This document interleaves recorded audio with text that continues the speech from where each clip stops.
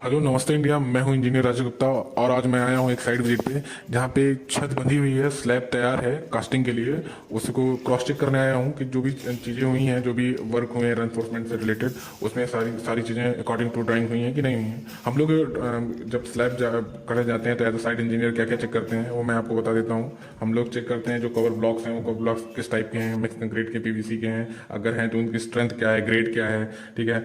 और उसके बाद वो जो स्ट्रेस लगे हैं, स्ट्रेस में जो डाया है, डाया को डी लेते हैं और उसमें जो हुक्स हैं, हुक्स किस एंगल पे हैं, एंगल को उसके अकॉर्डिंग लेते हैं। उसके जो डाया होता है बार का, जैसे हम लोग 10 mm का बार लेते हैं, 8 mm का बार लेते हैं, तो उस हिसाब से तो अगर 90 एंगल की डिग्री पे वो है तो उसमें 2D लेते हैं, 135 पे 3D लेते हैं, 45 पे 1D लेते हैं और 180 पे 4D लेते हैं। ये पूरा अलग से सेक्शन है, बार बेंडिंग शेड्यूल है, इसको अलग से ही समझा जा सकता है। ये 2 मिनट या 4 मिनट की वीडियोस में नहीं समझ पाएंगे।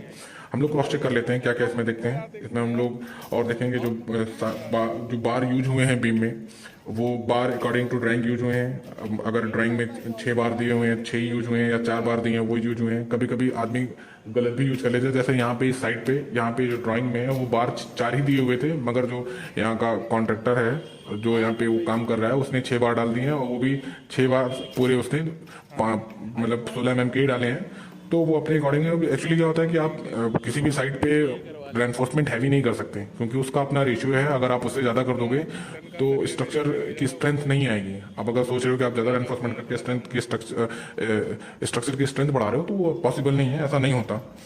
और ये एक फॉल्ट है इसमें यहाँ पे जितने भी कॉलम्स हैं इसमें स्ट्रिप्स ऊपर नहीं दिए गए हैं।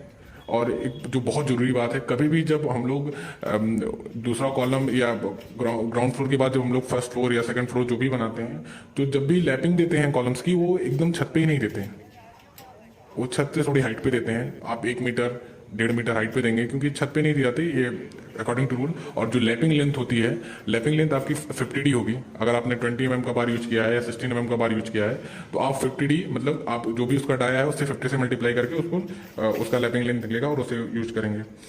और इसमें यूज देखेंगे कि जो जितने बार्स में जो जितने भी वो लगे हैं, वायर लगे हैं, वो डबल वायर हैं, वो सही से टाई अप हुए हैं कि नहीं हुए हैं। एक्स्ट्रा बार तो बॉटम में एक्स्ट्रा बार और टॉप एक्स्ट्रा बार जो बीम में पड़ती हैं वो पड़े हुए हैं कि नहीं पड़े हुए हैं। जो पिन पड़ता है, स्पेसर बार पड़ता है बीम में, वो पड़ा हुआ है। उसकी जो मिनिमम जो डिस्टेंस होती है वो 1000 mm से 1200 mm होती है, वो है कि नहीं है। स्ट्रप बार जो हैं वो सही से टाई अप हैं कि नहीं है। जो स्ट्रप्स हैं और जो बार हैं बीम की, उसमें स्पेसिंग तो नहीं है, वो स्पेसिंग नहीं होनी चाहिए, वो एकदम चिपके हुए होने चाहिए एक दूसरे से। टाई करते वक्त इसका ध्यान रखते हैं। और जो डेवलपमेंट लेंथ है जिसे एल बोलते हैं, हम लोग लोकल लैंग्वेज में एल ही जानते हैं, वो भी 50D होती है। वो वेरी करती है बट मोस्टली वो 50D ही दी जाती है कि 50D अब हम लोग रखते हैं कि नॉर्मल सारी साइटों में जो नॉर्मल दी जाती हैं। बाकी और जो चीज़ें यहाँ पे देखने लायक हैं कि जो यहाँ पे जो मैटिंग हुई है, जो चटाई बिछी हुई है, चटाई में जो स्पेसिंग है वो अकॉर्डिंग टू ड्राइंग 125 mm थी, जो अप्रोक्सीमेटली है। आप 2-4 mm, 5 mm, 10 mm इधर उधर हो सकता है। 2-4 mm का आप इशू नहीं, एग्जैक्ट नहीं हो सकता, वो उतना चलता है, परमिसिबल है। और उसके बाद यहाँ पे एक्चुअली पूरी 8 mm की पूरा यहाँ पे हुआ है, यूज हुआ है बांस का।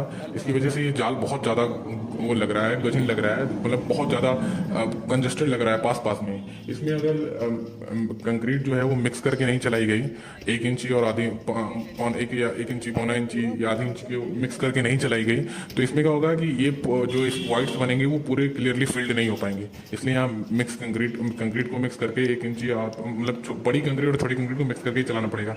वाइब्रेटर का बहुत ज़्यादा यूज है यहाँ पे बीम में और छत पे। प्लेट वाइब्रेटर छत पे और बीम में निडल वाइब्रेटर बहुत ज़्यादा इंपॉर्टेंट है चलाने के लिए। बाकी मैं जल्दी अपना बार बेंडिंग शेड्यूल का वीडियो लेके आऊँगा जिसमें आपको बताऊँगा इंपॉर्टेंस क्या है बार बेंडिंग शेड्यूल का, कटिंग लेंथ एक्सेट्रा एक्सेट्रा। और इसमें जो भाई मैंने स्टार्टिंग में आपको बताया था बार बेंडिंग शेड्यूल और कटिंग लेंथ के बारे में, उस सबको एक्सप्लेन करेंगे डिटेल में।